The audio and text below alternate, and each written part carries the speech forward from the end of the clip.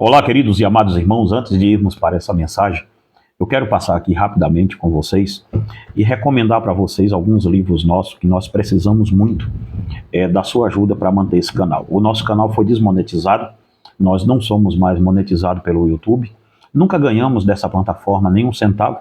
Eles monetizaram, mas nunca atingiu a meta de pagar, nossos views é bem pouco e a gente nunca ligou para ficar famoso, e sim para pregar o evangelho verdadeiro. Sendo assim, eu conto com a sua ajuda, se você puder nos ajudar, adquirindo os nossos livros, para a gente continuar fazendo o trabalho que a gente faz aqui. A mensagem que você vai ver agora é baseada no livro de Efésios e tem, você pode se aprofundar mais nela lendo esses livros aqui. Cristo entre as Igrejas é um livro sobre as 7 igrejas da Ásia Menor, e Éfeso está aqui inserida nesse livro, tá bom? Então esse é um livro exegético, tá? Sobre as 7 igrejas da Ásia Menor. Nenhum texto das 7 igrejas ficou para trás. Todo ele está inserido aqui.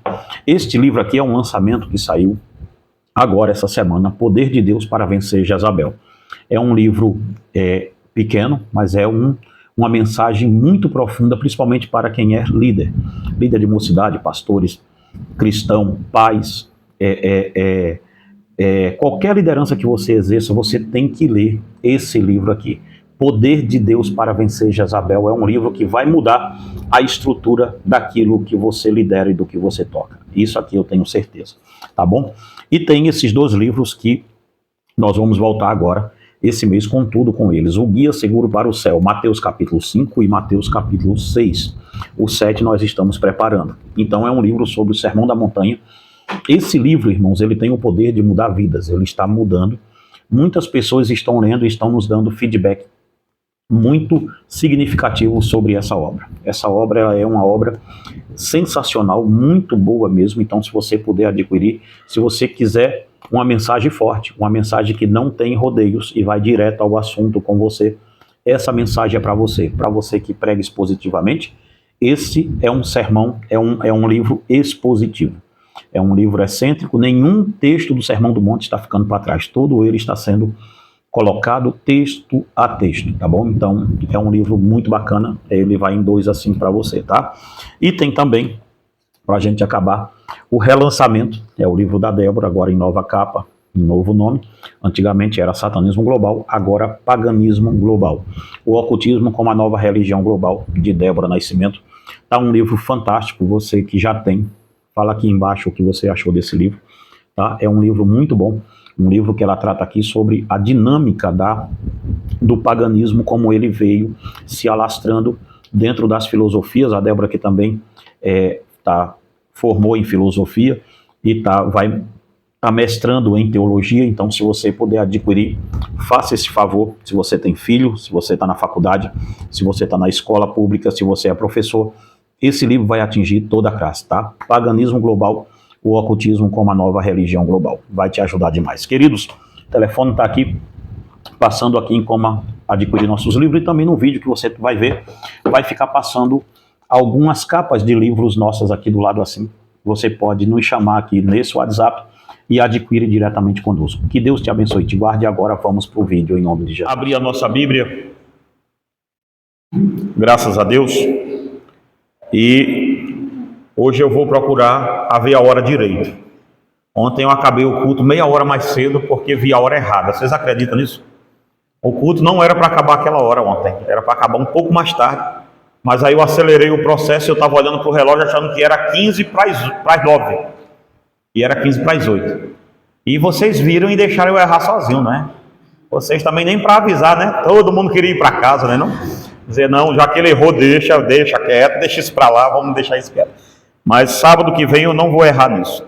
Abra sua Bíblia na Epístola de Paulo aos Efésios.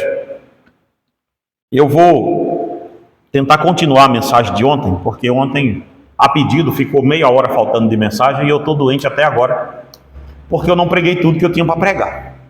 E, sério mesmo, eu cheguei em casa, depois que eu descobri que estava errado, eu cheguei em casa indignado porque eu não preguei tudo. E tinha gente aqui ontem, tinha mais gente do que isso aqui ontem, e ontem era o dia de descascar o abacaxi todo e eu não descasquei. Pior coisa para mim é quando eu não descasco um abacaxi. Então, Eu nem durmo direito. Eu acho que foi isso que fez eu não dormir. E hoje eu vou dormir em paz, porque eu vou descascar esse abacaxi aqui com vocês. Vamos lá. Efésios 6, 10.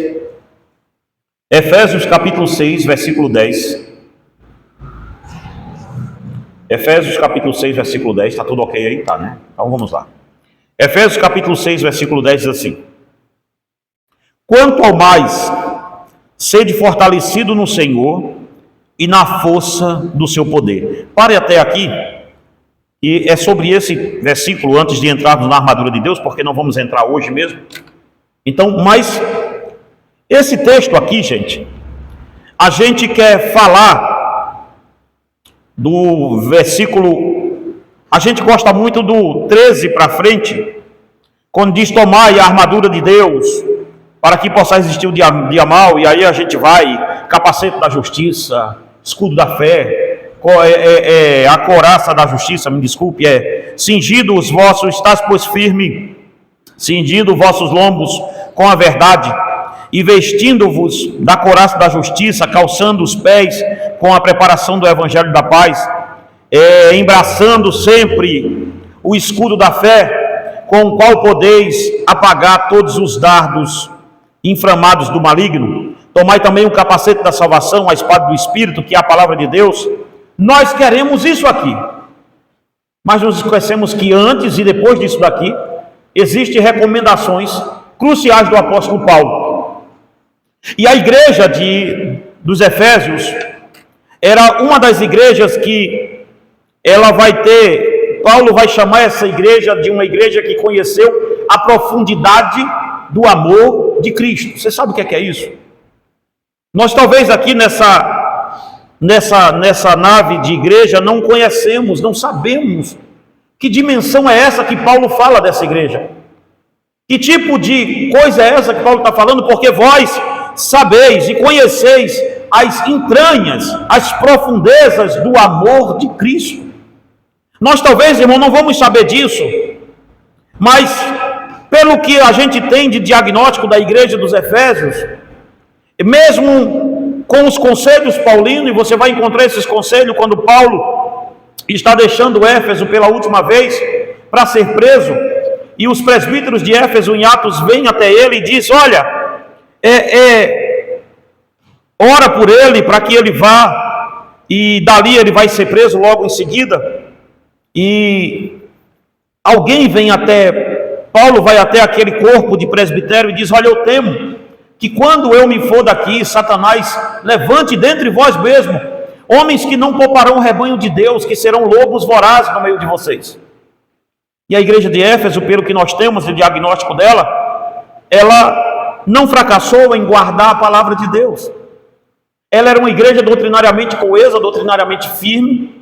Era uma igreja que tinha, ela com medo, eu acredito que com medo dessa proposta que Paulo faz, essa profecia paulina, de dizer a eles: olha, Deus vai, é como se eu tivesse pronto para morrer, e tivesse muitos pastores nessa igreja, e eu oro a Deus que quando eu me vá, tenha muitos pastores na igreja Palavra da Cruz para tocar e seguir avante esse trabalho. É como se eu juntasse os pastores da igreja e os presbíteros e dissesse a eles: olha, eu estou indo embora, mas eu temo que quando eu for, Satanás levante dentre vocês mesmos homens que não vão poupar esse rebanho, que vão ser homens que vão pensar primeiro na finança, primeiro em vocês, primeiro na vida de vocês, e não vão poupar o rebanho de Deus para nada. E aí vocês, com medo daquela profecia, daquela palavra, começam a criar uma estrutura anti-heresia, uma estrutura anti-pastores que consiga se sustentar com a fé. Foi isso que Éfeso criou e fracassou. Porque Éfeso, na ideia de não deixar a heresia entrar, também não estava deixando o amor de Cristo entrar. Como a gente sabe disso, pastor? Porque a primeira das 7 igrejas da Ásia Menor é a igreja de quem? De Éfeso. E o que o Senhor abre dizendo a favor a Éfeso? Tenha o teu favor, que você é contra os nicolaítas, os quais eu também sou. Você é contra a heresia. Que bom! Ser contra a heresia, irmão, não te faz certo. Você entende isso? Eu ser contra uma coisa errada não quer dizer necessariamente que eu esteja certo. Porque nós vivemos hoje dias muito perigosos, para entrar no texto que a gente quer, que nós dizemos que somos contra isso, mas só somos contra, mas a nossa vida é uma denúncia 24 horas que nós também estamos indo para o mesmo inferno daquele que a gente está condenando. Está dando para entender isso aqui? Ser contra a heresia e não ter amor de Deus em você não vai resolver nada. E por que nós sabemos que Éfeso entrou nisso?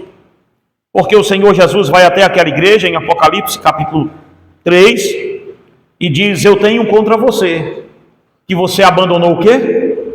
O seu primeiro amor. Lembra que eu falei que Paulo disse que a igreja de Éfeso conhecia as profundezas de quem? Do amor de Cristo. Agora, poucos anos depois, 100 anos, não tem 100 anos, me perdoe, não tem nem 40 anos que Paulo tem morrido, João ainda está vivo, e João escreve esta revelação que o Senhor lhe dá para a igreja de Éfeso, dizendo: eu tenho contra você que você abandonou o seu primeiro amor. Este é o cuidado que nós temos que ter, de não arrancarmos o trigo junto com o joio. Tomemos cuidado com isso. Tomemos muito cuidado. Mas este era um grande aperto que a igreja de Éfeso ia passar. Mas Paulo vem até aquela igreja e diz, com uma sensibilidade espiritual que lhe era característica, ele diz que sabia que o maligno, que Satanás iria levantar-se contra aquela igreja de uma forma catastrófica, que aquela perseguição que viria sobre a igreja de Éfeso seria uma perseguição que transcenderia a ideia de uma luta humana. Não seria uma luta apenas humana, seria uma luta subhumana. Seria uma luta que estaria fora da esfera do que era humano. Ou seja, Paulo está dizendo para a igreja dos Efésios: olha, e quando serve para a igreja dos Efésios, serve para a nossa. Olha, vocês, cuidado, porque vão vir tempos para vocês que vocês vão olhar e não vão achar força em vocês mesmos para ficar de pé. Percebe isso? O apóstolo compreendia que sem o revestimento do poder de Deus, sem a armadura divina, seríamos presas fáceis. Sem o poder sobrenatural do Altíssimo, não conseguiríamos sequer dar 2 passos no campo de batalha. Irmãos, sabe por que as igrejas hoje, principalmente, eu e a Fernanda, outro dia estávamos conversando, a gente conversa muito quando está tomando café de manhã. A questão é, nós estávamos conversando sobre isso, de que como as igrejas reformadas, elas estão iludidas com um falso crescimento que está tendo. Isso eu estou dizendo porque vai para a internet também. As igrejas reformadas, se não tomarem cuidado, elas não estão crescendo, elas estão inchando. Elas não estão criando músculo, estão criando gordura. Por que isso? Porque nós estamos vendo dentro das próprias igrejas reformadas uma ideia de que estamos batizando pessoas que não entenderam completamente o que é o Evangelho. Não tem uma compreensão do que é isso aqui. Eles acham que Evangelho é 5 pontos. Eles acham que Evangelho é 5 solas. Eles acham que Evangelho é confissão de fé. Eles acham que Evangelho é isso aí. E aí vem aquela ideia de que nós não precisamos de um poder de Deus para a nossa vida. Nós não precisamos do poder sobrenatural do Espírito Santo para vencer certas batalhas. E aí você vai criando dentro de muitas igrejas uma ideia de que a doutrina do Espírito Santo é boa até certa parte. Se for do revestimento de poder, nós não queremos.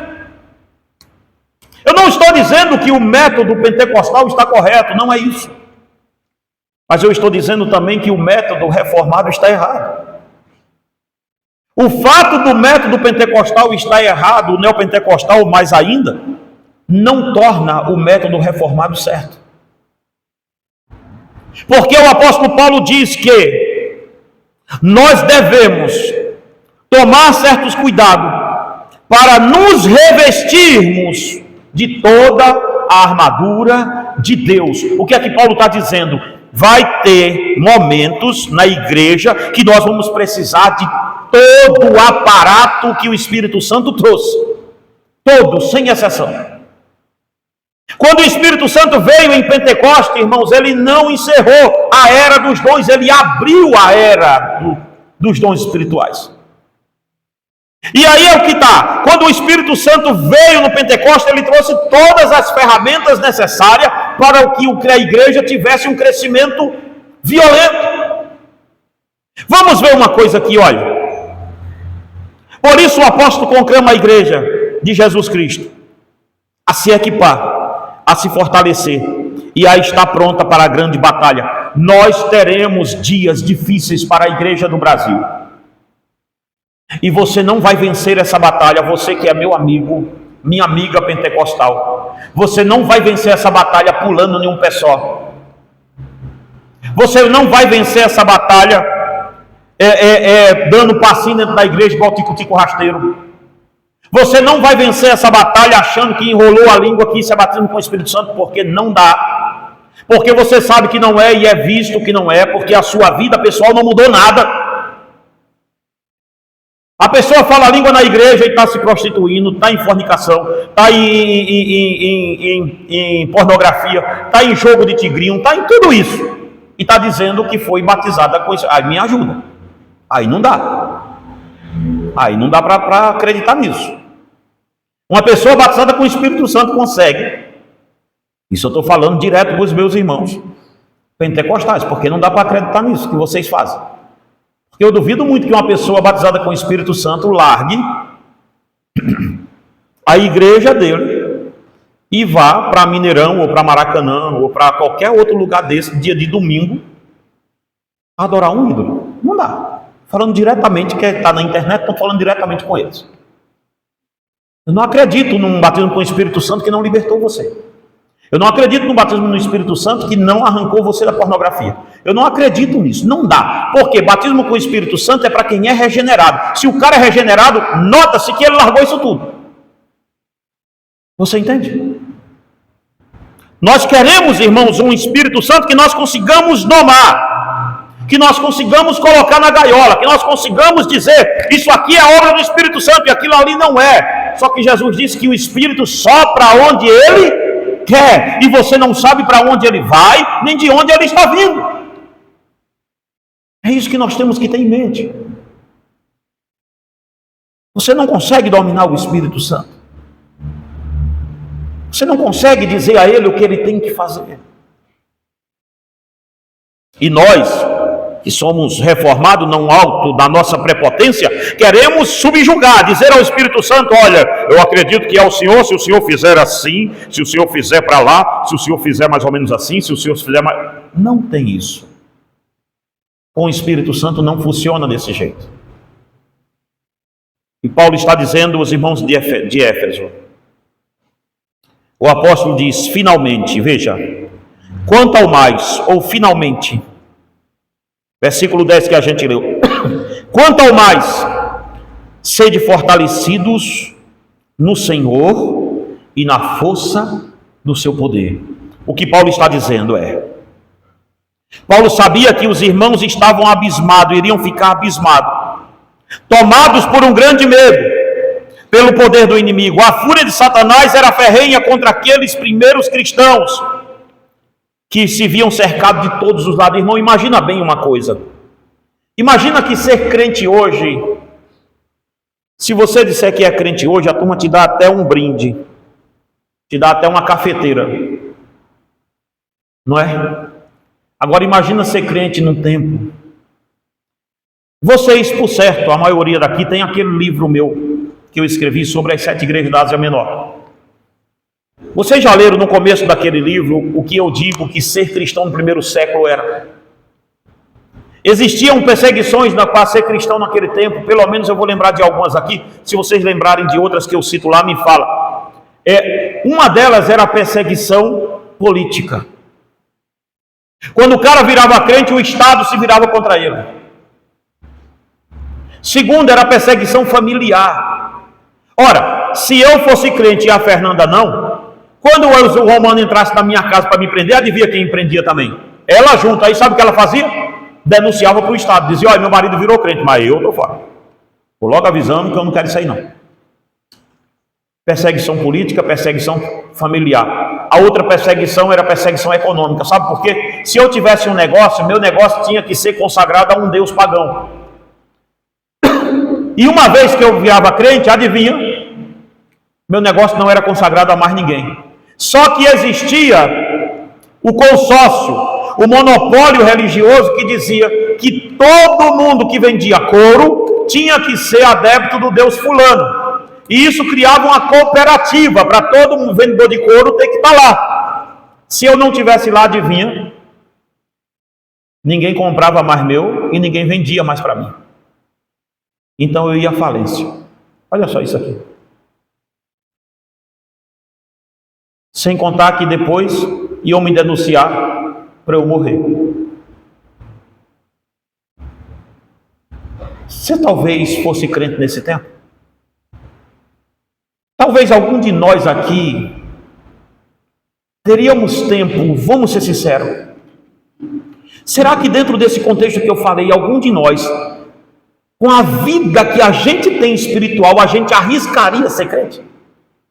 Sabendo que ia passar por isso tudo. Sabe por que a gente consegue viver em pecado e dentro da igreja? Porque nós não temos cobrança nenhuma do que é ser crente. Porque no dia que o Estado começar a perseguir crente e você tiver dizer, bom, peraí, eu estou indo para o inferno, minha vida de pecado é a mesma, eu vivo enfiado nesse tipo de pecado, não larguei, eu vou morrer por amor a Cristo, porque se eu vou para o inferno, então eu largo. Não dava para ser um falso crente na igreja primitiva, porque a perseguição assolava, era pesado. E Paulo, vendo tudo isso, diz aos irmãos, olha, vê como a igreja cresceu. De um lado enfrentava os intelectuais gregos, que dizia que ser cristão era uma coisa de louco, porque nenhum Deus morre por pessoas. Sabe por que Paulo diz que Cristo é um escândalo? Sabe por que isso? Já viram isso em 1 Coríntios? O nome dessa igreja foi firmada em cima desse texto. Está ali na porta, quando você entra. Quando você entra e passa aquela porta de vidro, você encontra esse versículo lá, que diz o que lá? Porque a palavra da cruz é loucura para os que perecem, mas para nós que somos salvos, ela é o quê? Poder de Deus. Veja bem, sabe por que Paulo vai dizer aquilo? Em 1 Coríntios 1. Porque e ele diz assim, para o grego isso é loucura. Porque para o grego, Deus nenhum morre por seres menores. Só o cristianismo tem esse Deus que morreu por mim e por você. Então a filosofia grega não conseguia compreender isso. Do outro lado tinha o monopólio religioso dos judeus, que diziam, olha, isso aí é falso, Deus está aqui, é no nosso tempo, é com a gente. Do outro lado, eles tinham o aparelhamento militar mais temido do mundo, que era o exército romano.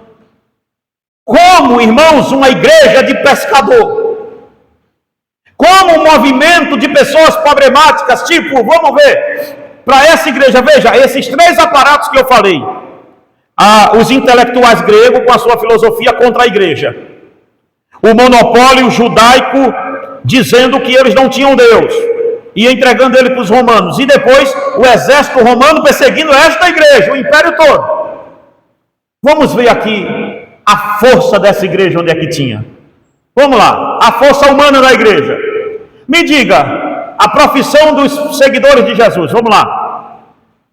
Uma profissão boa que seguiu Jesus aí, vamos ver, quem se lembra de uma? Oi?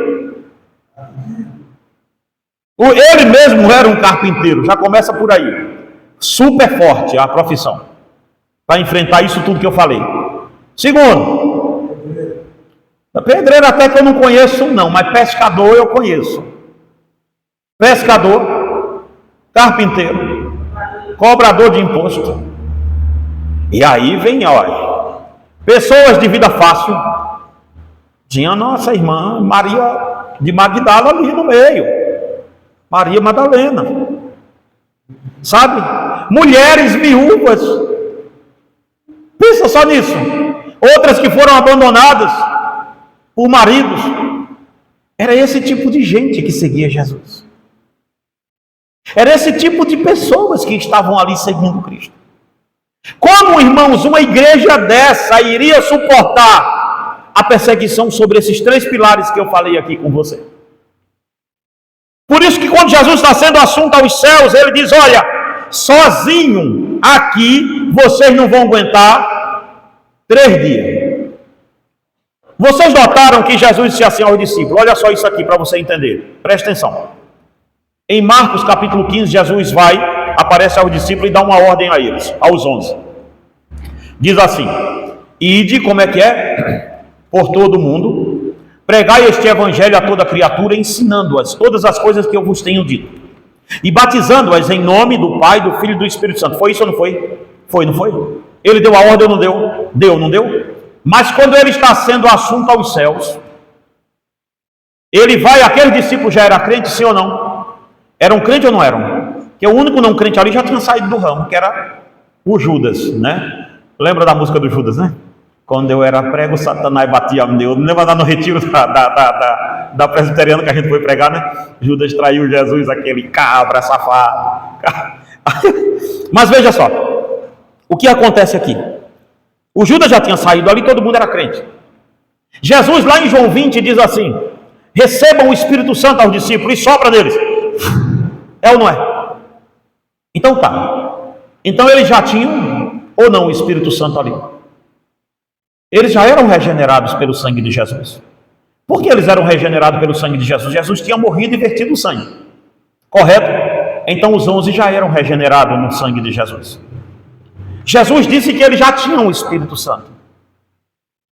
Mas quando é para sair mesmo, para a igreja, para pegar fogo em Jerusalém, Jesus diz o que quando está sendo assunto aos céus, aos discípulos? Em Atos capítulo 1. Ele diz assim, agora vocês podem ir. Ele diz isso sim ou não? Ele diz assim? Sim ou não? Não. Ele diz o quê? Mas ficai em Jerusalém.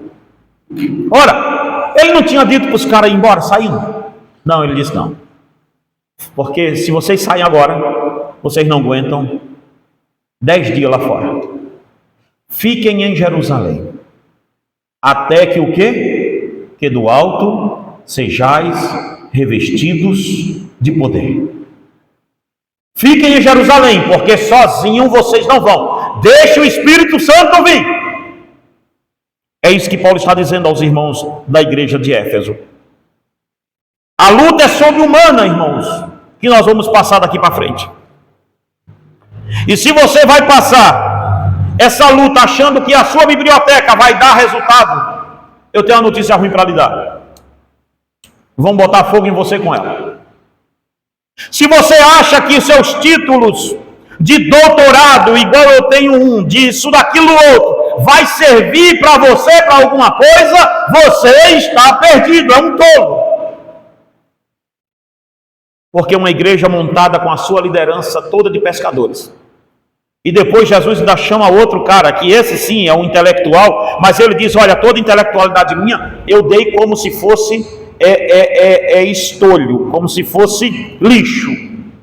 Não valeu de nada para mim, que é Paulo. E aí ele está dizendo, esse mesmo Paulo está dizendo, para a igreja de Efésio, fortalecei-vos. E como se não bastasse, naquele tempo não havia espaço para um evangelho politizado ou superficial. O que havia era uma luta visceral sobre a sobrevivência da alma. Percebendo que o cerco se fecharia, que se fecharia ainda mais, o apóstolo escreve aos irmãos afirmando que se eles não se revestissem da armadura de Deus, não conseguiriam sobreviver à batalha que estava por vir. Ele sabia que o medo estava tomando conta da igreja. O pavor, a ansiedade que nasce da incerteza, a agitação da alma, a adrenalina de não saber quem seria o próximo a tombar, quem seria o próximo a estar na arena. Você já imaginou, irmão, a gente está reunido aqui?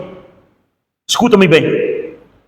Talvez você repensasse sua vida de crente, se você fosse desse meio que eu vou te falar. Você já pensou o que é a gente estar reunido aqui? E todo mundo hoje reunido se abraçar, porque nós não temos certeza se domingo que vem estaremos todos, porque alguém pode ser pego e virar atração no Coliseu para os leões comer. Você já imaginou isso? Você já imaginou o que é estarmos aqui e alguém dizer, e cadê a irmã Débora, hein? Soube não? Foi apanhada ontem. Foi levada para ser comido por leões. E cadê o irmão Tasso, hein? Sabe não? Sei não. Está ali, servindo de poste para iluminar os outros de noite. Vai ser queimado hoje à noite. Talvez se nós pensássemos nisso um dia, nós não seríamos a porcaria de crente que somos. Talvez se a gente pensasse nisso uma hora, nós não seríamos o tipo de crente que somos, porque nós estamos achando, com essa superficialidade toda que temos, estamos achando que somos.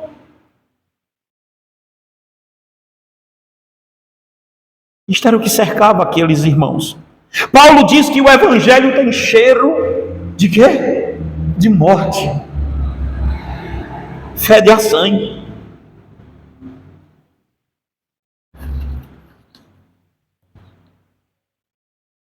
Eu vi um relato das portas abertas esses tempos,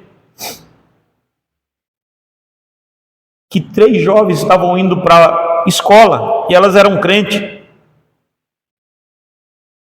Isso já tem um tempo, eu acho que foi na Nigéria, e uns 5 homens com facão cercaram aquelas moças. A gente tem isso lá, né? Ou era Nigéria, ou era naqueles países da Ásia, né? Tem até em DVD, né? A gente tem, né? E cercaram aquelas moças e cortaram elas todas de facão. 5 homens. O que 3 jovens crentes fizeram para colocar medo em 5 homens de outra religião, com facão na mão para matar 3 jovens assim, do tamanho da Débora? Que medo é esse desses homens, de 3 jovens? Mas aquelas 3 jovens eram cheias do Espírito Santo. Elas estavam operando dentro da tribo de onde ela estava, operando grandes milagres e grandes sinais dentro daquela tribo, e aqueles homens não satisfeitos, porque eram de ascendência da religião que domina a parte de lá, do mundo, do Oriente, e pegaram aquelas 3 moças e cortaram ela de facão. 2 morreram e uma ficou viva. Se isso acontece aqui no Brasil, a gente estava com leis em cima, e pega daqui, e puxa de lá, e aquele negócio todo. E aquela mocinha falou, para quem entrevistava ela, disse assim: eu não os vi, porque eu fui a primeira a ser desmaiada com a pancada na cabeça. Mas eu oro para que o meu Salvador encontre a alma deles e os perdoe do mal que eles fizeram. Nós não estamos muito longe, irmãos. A igreja de verdade está sendo perseguida. É nós que estamos inseridos nesse cristianismo maldito do Brasil, achando que isso aqui é fé. É por isso que você consegue fornicar e estar domingo de manhã no culto, ou domingo à noite, como se nada tivesse acontecido. É por isso que você consegue sair do culto, ler a Bíblia no aplicativo da Bíblia no celular, no mesmo celular que você vê pornografia. É por isso que você consegue isso. Nós conseguimos fazer isso. E estamos achando que temos algum tipo de fé. Paulo está dizendo, a igreja primitiva não tinha lugar para essa superficialidade, não tinha lugar para você pensar, vai ser Lula ou Bolsonaro, ele defende a igreja, o outro ataca. Não tinha tempo nisso, lá todo mundo atacava e a igreja crescia, a igreja esmagava, a igreja era opulenta, a igreja tinha poder. Mas Paulo está dizendo, vai vir uma perseguição muito pior do que essa. E Paulo chama aquela igreja a ter coragem. E Paulo diz, olha, tenham coragem. O antídoto contra o medo de seus irmãos, Paulo afirma que eles não deveriam temer nada e ninguém, pois ainda que o inimigo seja muito mais poderoso do que nós, a nossa própria força, nós temos acesso ao poder sobrenatural que rompe com as barreiras do humano. O nosso poder, irmão, não vem daqui de baixo. O poder da igreja vem de cima.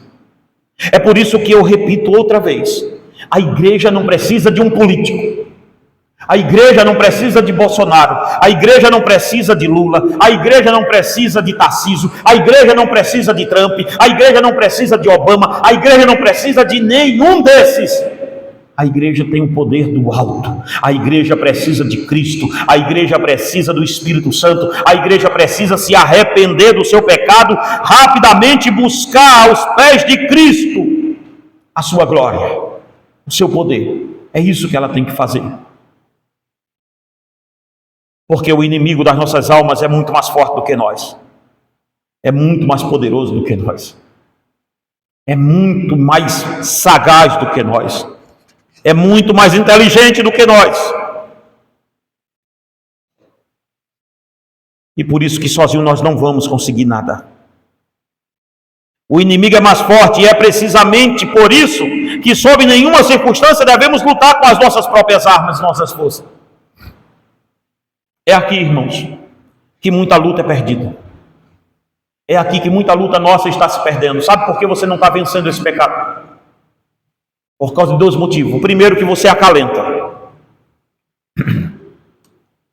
E a nossa teologia calvinista, se não tomarmos cuidado, não que ela dê margem, mas nós achamos margem nela para acalentarmos. Porque nós podemos dizer, eu sou salvo pela graça. Só que nós nos esquecemos que a mesma ponta que fala da graça é a mesma ponta que fala de santidade. Lembra de Romanos 8? Porque aqueles que ele chamou, ele elegeu. E os que elegeu, ele também fez o quê? Depois disso, como é que é? Ele santificou. Veja, escolhido, eleito e santo. Tá? Romanos 8 diz que é escolhido, predestinado, predestinado, tudo começa na predestinação. Predestinado, escolhido, eleito e santo. Santo. Enquanto você não abrir uma resistência contra o seu pecado, ele vai estar logrando o êxito contra você.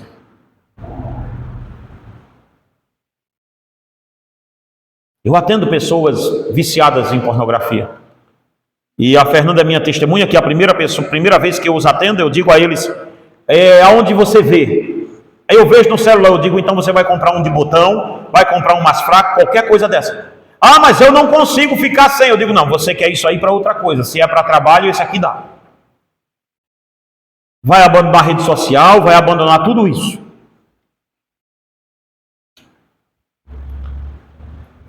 Nós queremos largar o pecado, mas queremos manter todos os caminhos que levam a ele. Aí fica difícil. Porque nós queremos abrir nossas próprias armas, nossos próprios métodos. Porque nós pensamos que somos generais. Irmãos, nós somos soldados desse exército. O general é Cristo. Já dizia a música. O nosso general é Cristo. Então me entenda bem. Cristo é o general, então a estratégia de vencer a guerra não é minha, é dele. A força para vencer essa guerra não está em mim, está nele. Está dando para entender?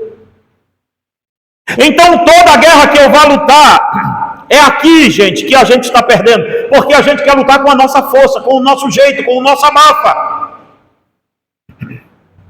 Tem um puritano, que é a Fernanda que me ensinou. Olha bem, eu leio muito puritanos e a Fernanda me ensinou a amar um dos maiores puritanos que eu já li. E esse é um dos maiores mesmo. Eu amo os escritos e a vida, pena que a gente viveu só 500 anos de diferença um do outro, que é o pastor Thomas Watson. Eu acho que quando falarem de puritano para você, você deveria ler esses homens. Thomas Watson foi o maior, se não o maior, um dos maiores daquele movimento puritano.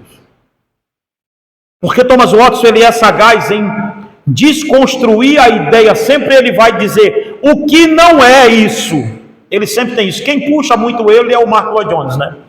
Nos escritos dele, sempre dizendo, e como eu li muito Mark Lloyd Jones, naquele livro meu do Guia Seguro para o Céu, você vai ver, eu sempre desconstruindo, dizendo o que não é, o que não é. E lá ele diz o que não é ser crente, o que não é arrependimento.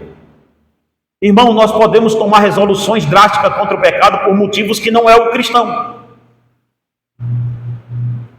Veja, um homem que tem muito a perder e ele entrou em um adultério, ele pode tomar uma resolução contra o adultério dizendo, vou largar esta amante, mas não é por causa de Deus, é temendo que a opinião pública fique sabendo e que ele perca tudo que ele tenha de prestígio, de bens e tudo isso. Então a resolução dele tomar uma resolução contra o seu pecado não foi Cristo, foi o medo de ser descoberto. O camarada pode tomar uma resolução contra o cigarro e dizer, eu não vou fumar mais, depois que um pulmão dele está comprometido. Está entendendo? Então necessariamente isso não é por causa de Cristo. Então tomemos cuidado com a nossa resolução contra o nosso pecado, porque Satanás é mestre, gente. Eu acho que foi Lutero que disse assim, que na água do batismo ele achou que tinha afundado, que tinha afogado o velho Adão, mas quando ele levantou ele não sabia que o desgraçado do velho Adão sabia nadar. O que Lutero está dizendo? É que pela fé, quando ele foi jogado dentro, foi colocado na água batismal, ele achou, pronto, o velho Adão morreu. E aí quando ele saiu de lá, ele disse, mas não é que o bicho sabe nadar, e voltou? O velho Adão sabe nadar, gente. Água de batismo não quer dizer nada. Vocês acham que quer dizer alguma coisa? Vocês acham que ter uma confissão de fé, dizer que é crente, ou dizer que crê num catecismo maior, menor, no intermediário, no Mega Plus, num Prime, você acha que tem alguma coisa para o diabo nisso? Você acha que o diabo está temendo que você tenha um título de doutor em divindade? Ou quando aparece meu nome aqui embaixo, Daniel Nascimento DD, você acha que o diabo tem alguma coisa? O diabo está ligando para isso. Você acha que Satanás está ligando para que você é um cara controlado, quanto você tem no banco, quanto deixou de ter? Você acha que o diabo está ligando para isso? O diabo come tudo isso no café da manhã junto com você.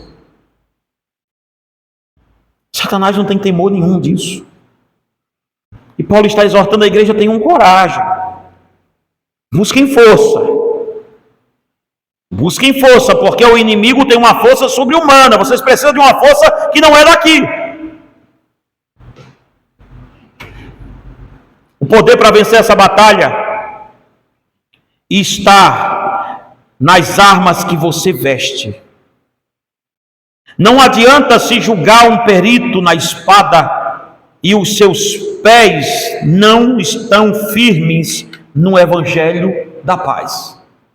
Lembra o que calça os nossos pés? O que é que calça? Paulo diz que a armadura de Deus calça os nossos pés é o quê? Calçados com o evangelho da paz. Por que calçados com o evangelho? Já viram isso? Quem segura seu corpo? Em pé. Né? As Pessoas dizendo que quem segura é a cabeça. Ah, tudo bem, mas quem faz ele andar é os pés. A estrutura de tudo isso, adivinha? Não é que o evangelho é o menos importante, não, é porque quem segura a estrutura toda da armadura, adivinha quem que é? O evangelho. O que Paulo está dizendo é que não adianta eu ser bom nesse livro, porque eu posso, irmãos. Ah, vocês sabiam? Eu vou citar o nome dele aqui. E eu acho que pode citar, porque ele é. Mas vocês sabiam que eu não sei qual é a faculdade dele, eu sei o nome dele. Vocês já ouviram falar em um filósofo brasileiro chamado Leandro Carnal? Ele é um desses filósofos careca que tem por aí, que aparece no corte de YouTube e tudo. O Leandro Carnal, ele tem um problema. Ele tem um problema, não. Para eles não é problema, então não é. Mas tem uma coisa ali no Leandro Carnal, ele é ateu. Ele é ateu e ele dá aula de ensino do Antigo Testamento. Em uma faculdade dessa que forma teólogos. E o pior, para você entender, ele é bom. Muita gente dizendo, olha que bom que ele estava falando outro dia, dando aulas contra as línguas estranhas, falando de grego, de hebraico e tudo isso. E um monte de gente nos comentários dele dizendo assim, olha que bom que o professor Carnal está fazendo esse tipo de conteúdo, tal, não sei o quê. Então o que me leva à conclusão é que você pode conhecer esse livro. Hein? Você pode conhecer esse livro aqui, mas nunca ter bebido da água que Jesus falou com a mulher samaritana. Porque igual o Carnal, a mulher samaritana também sabia de toda a estrutura religiosa dela. Ou não sabia? Olha lá João 4 para você ver. Quando Jesus chega àquela mulher e pergunta para ela, dai-me de beber, ela diz, como tu sendo judeu pede-me, dai-me de beber? Você é um judeu, cara, você não tem que estar falando nem comigo. Porque ela reconhece Jesus como judeu, porque judeu se vestia diferente de samaritano, fazia questão de se vestir diferente de samaritano. Os filactérios da roupa, tudo isso era diferente dos samaritanos. Ela diz, você é judeu. Ele diz, porque da água que eu te dei, ela diz, agora pronto, agora o senhor foi doido, o senhor nem caneco tem para puxar água daí, desse poço, como é que o senhor quer fazer isso? Olha, ela sabia a história do poço, ou não sabia? Ela sabia que Jacó fez aquele poço. Ela sabia a história da religião dela, vocês adoram no Jerusalém, nós adoramos neste monte. Uma religião de samaritano, depois busque lá no livro de Reis para você ver a idolatria sob qual aquilo foi criado, quando dividiu-se os dois reinos. O reino do sul e o reino do norte de Jerusalém. Mas o que aconteceu ali? É que igualzinho a nós, irmãos, a mulher samaritana sabia a Bíblia. Só que Jesus vai dizer a ela, entender a Bíblia não é o ponto crucial ainda.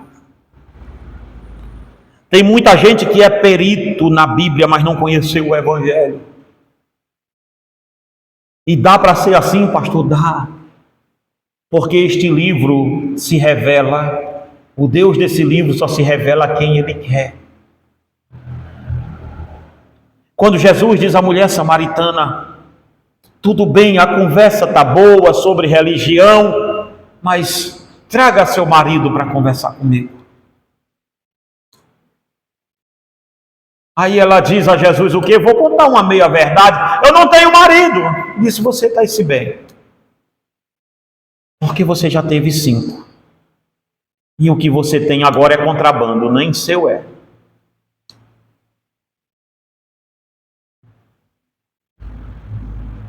E aquela mulher entende que Jesus é o Cristo. viveu na religião o tempo todo. Mas Jesus disse: da água que eu te der, mulher, nunca mais você terá sede. Sabe por que nós vamos conhecer quem é e quem não é? Você sabia que é impossível esconder um crente? Reveja sua vida. Agora eu estou de olho aqui no relógio, agora sim eu estou sabendo. E quem estiver dormindo aí, eu acordo. Veja bem uma coisa. Você sabe por quê? Os outros olham para você e você acha que dá para se esconder para ser crente. É impossível esconder um crente. Se você for um servo de Deus, uma serva de Deus, é impossível se esconder. Eu vou lhe dar 2 textos que é impossível lhe esconder. O primeiro, Jesus comparou ao crente como uma cidade em cima de quê? De um monte. Não dá para esconder. Principalmente à noite, quando você passa ali na Ferteco. É antigo isso, hein? Chamar a portaria da Vale lá em cima de Ferteco é complicado. Mas quando você está passando lá, você já olhou do lado aquilo lá de noite? Dá para esconder aquilo? Por que não? Refletor, tudo, toma de conta daquilo ali, tudo é dentro Quando você vai vindo, que abre aquela cratera dentro do mato, assim, tá tudo lá iluminado e tal. Não dá para esconder. E olha que ela nem em cima do monte está aí.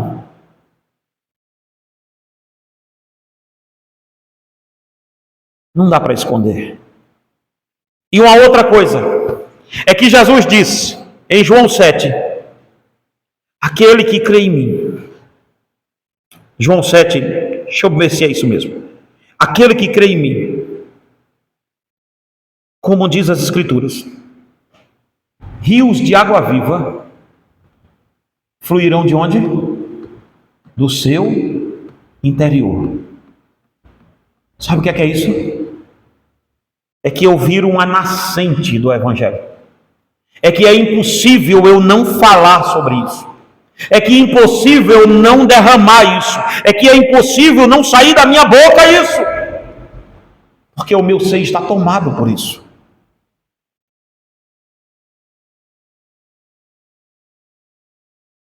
Paulo exorta a igreja a ser forte, a buscar não a sua própria força, mas a do Senhor, não os seus atributos, mas os de Deus.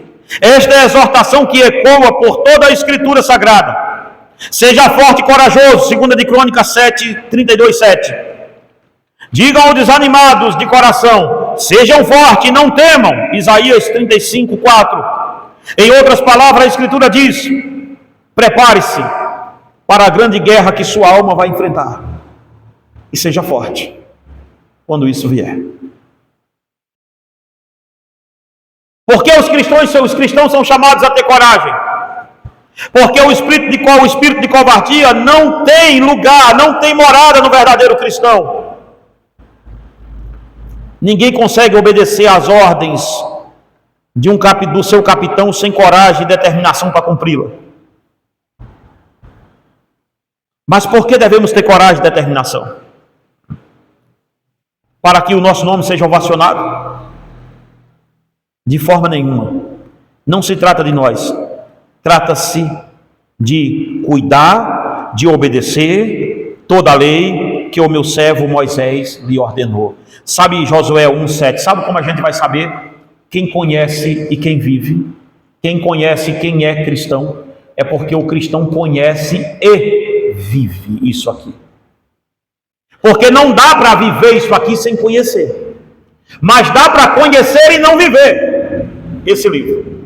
Está dando para entender? É por isso que a gente vai conhecer quem é e quem não é fácil. Porque quem não é pode até conhecer esse livro, mas viver não vai. Agora quem é impossível não conhecê-lo. Ele vai conhecer esse livro e vai procurar viver o que aqui está.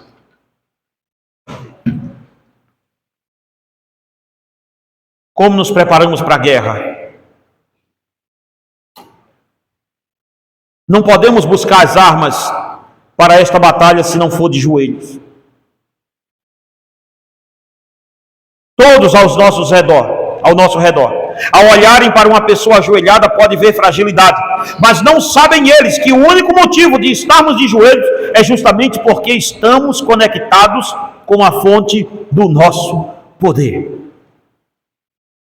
Um cristão não se prepara para a guerra deitado, esperando as coisas acontecerem. Ele não se prepara com pensamentos positivos. Irmão, nós estamos confundindo oração com pensamento positivo. Eu acho que tem um vídeo da Débora no YouTube sobre isso, né? Sobre a questão de pensamento positivo. Nós estamos pensando que a oração, se eu perguntar aqui para minha vergonha, eu não vou perguntar não, fique tranquilo. Mas se a gente fizer uma pesquisa aqui com você assim, o que é oração? Vê que palavra fácil, não é nome de falar? O que é oração? Eu não vou responder não, vai matutando ela para casa aí com você. O que é oração? Porque a gente acha que oração é um pensamento positivo. De pensar, isso aqui vai acontecer, vai acontecer, vai acontecer. Pronto.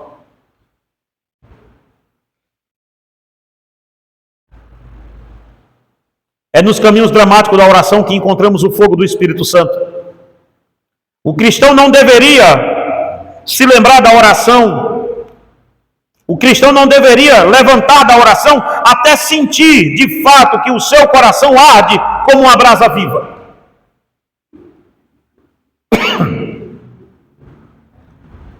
Mas nós encontramos nesse panorama todo os precipitados para a guerra. Muitos se levantam para a guerra tentando se armar para a batalha com as suas próprias forças e métodos. Contudo, como soldado desarmado, não pode desempenhar bem seu papel. Vão perecer.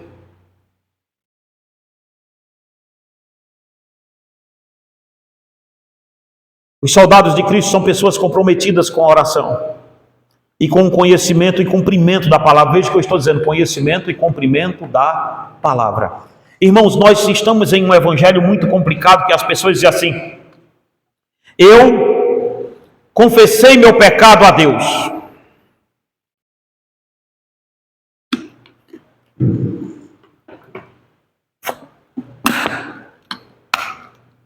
Nós estamos vendo isso por uma ótica errada. Jesus, segundo Tito, Paulo escrevendo a Tito, ele diz que Cristo morreu para perdoar o seu pecado. Você leu isso lá em Tito, na regeneração? Ele diz que Jesus morreu para fazer um povo o quê? Um povo seu, santo. Olha bem, um povo seu, santo, zeloso, e o quê? De boas obras.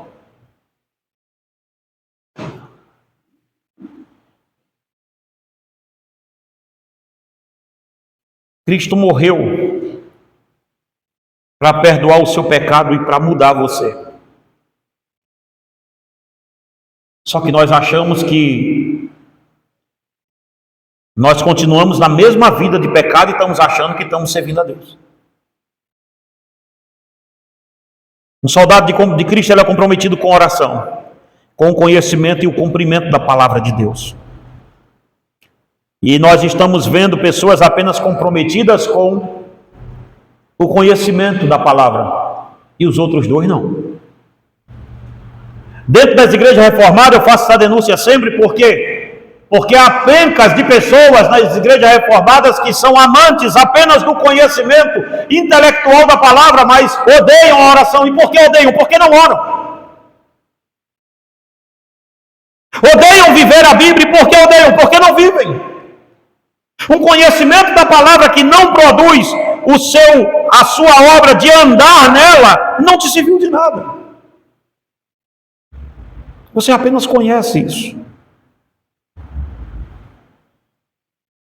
Sem estarem munidos do manto grosso da oração e sem uma profunda experiência na palavra de Deus, os cristãos carnais saem para a guerra e estão totalmente entorpecidos para da sua própria pecaminosidade. Pois o adversário faz pensar que já estão prontos. É isso que o diabo faz, irmão, hoje em dia. O cara entra ontem na igreja, ele já quer defender a fé. Ele acha que é o paladino da justiça, o defensor da fé. Ninguém está defendendo a fé, porque ele chegou agora, está tudo errado. Aí ele quer defender tudo aqui. Chega na igreja, ele diz: olha, pentecostais é uma seita. É isso que a gente escuta na internet toda hora. Se for na lua, tem uma Assembleia de Deus. Mas o cara está dizendo que a Assembleia de Deus é uma seita. Nunca pregou para ninguém. Nunca evangelizou ninguém. Nunca chorou por uma alma. Nunca foi no hospital visitar ninguém. Nunca fez uma visita a um órfão. Nunca soube o que é compartilhar um prato de comida com uma viúva. Não sabe nada disso, mas está pronto a dizer que a igreja dos outros é uma seita. E o diabo está trazendo um monte deles, dizendo: você está pronto para a guerra, vai ser um apologeta. Leia 3 livros e vai ser um apologeta.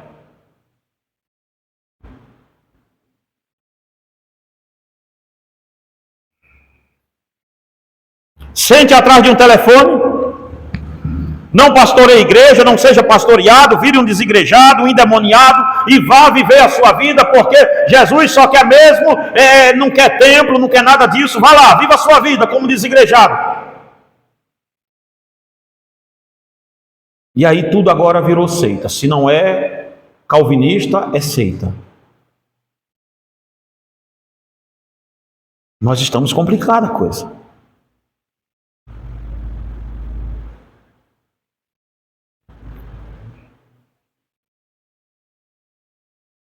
E eles se lançam no meio do campo de batalha, onde a guerra é mais renhida.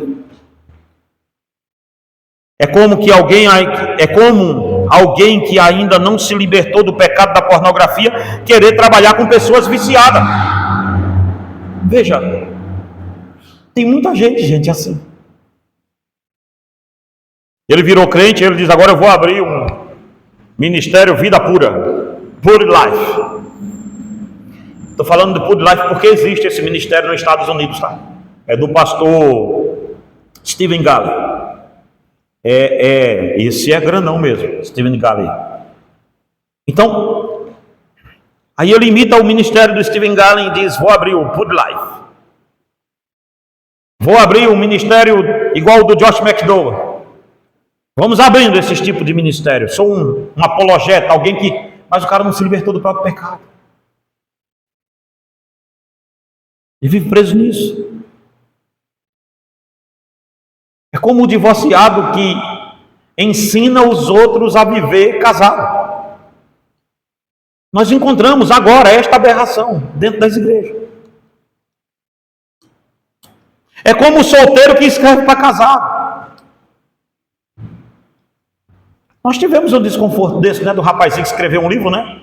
E veio para a editora nossa: pastor, eu queria que o senhor editasse esse livro aqui para mim, tal, coisa e tal. E eu olhei o livro e falei: o livro é muito bonitinho, rapaz, tal. Mas quem escreveu isso aqui?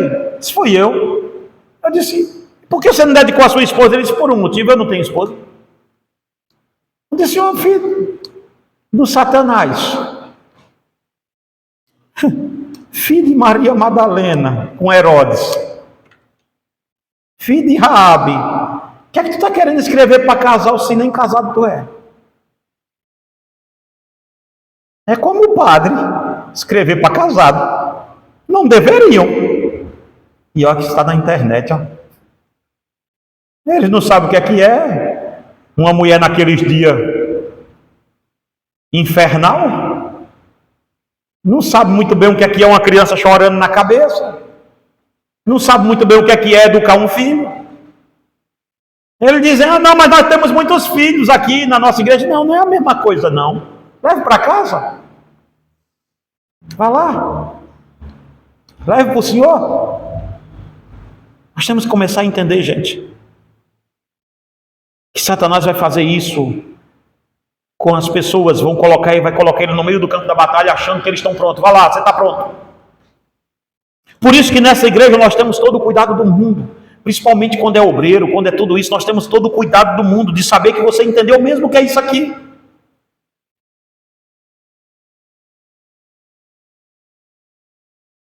As pessoas estão dando banho nos outros dentro das igrejas. Ah, vamos batizar, faz 3 meses de cursinho aqui, catecúmeno, faz 3 meses disso, vamos lá, ei, entendeu? Buf, vai, toma uma água. Mas não entendeu o evangelho. Não entendeu nada disso. E agora sim eu vou terminar. No próximo domingo nós voltamos com covardia versus coragem. Agora sim eu estou na hora. Agora eu até quase que passo dela. Mas veja bem para a gente terminar.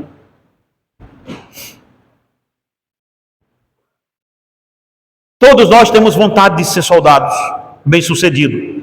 Mas quando vem as dificuldades que nos confrontam pelo caminho, muitos desistem e param. Um pouco de provação e rapidamente procuramos substituir nossas necessidades eternas pelas necessidades imediatas. É assim que acontece com a gente. Nós vamos dizendo, não, isso aqui pode esperar no reino de Deus. Isso aqui já não é mais assim. Paulo disse, busquem força no Senhor e na força do seu poder. Não é aqui. A nossa força não é aqui. A nossa força está em cima. Vamos ficar de pé em nome de Jesus? Vamos orar a Deus nessa manhã? Aleluia. Agora sim, nós estamos acabando. Glória a Deus. Vamos orar. E logo depois vamos ali para trás. Deus eterno e soberano Pai, nós te louvamos, Senhor, e te bendizemos, ó Deus, por tudo que o Senhor tem feito em nossa vida. Pai de amor, seja, Senhor, com os teus filhos aqui presentes, Pai. Nos dê força, Pai, nos dê ânimo, Senhor. Nos dê, Senhor, uma semana de vitória, Pai. Nos revista, Senhor, da tua armadura. Nos revista do teu poder, Senhor. Nos dê, Senhor, graça e sobregraça, Senhor, para que possamos resistir os dias maus, Senhor da glória. Deus, Satanás vai se levantar, Senhor. Os dias serão maus, Senhor, para nós. Mas nós cremos, Pai. Nós cremos, Senhor, com todo o coração, Senhor, que o Senhor é o nosso Deus, que o Deus de Jacó está conosco, que o Senhor é o nosso escudo, que o Senhor é o nosso broquel, Senhor. Então seja conosco, Pai. Nos dê força para vencermos essas guerras, Pai. Senhor da glória, seja conosco. É o que te pedimos em nome de Jesus. Que o amor de Deus, nosso Pai, e a graça do nosso Senhor e Salvador Jesus Cristo, e as divinas consolações e comunhão do Espírito Santo, estejam com todos aqueles que amam e almejam a vinda do Senhor, e todos digam amém.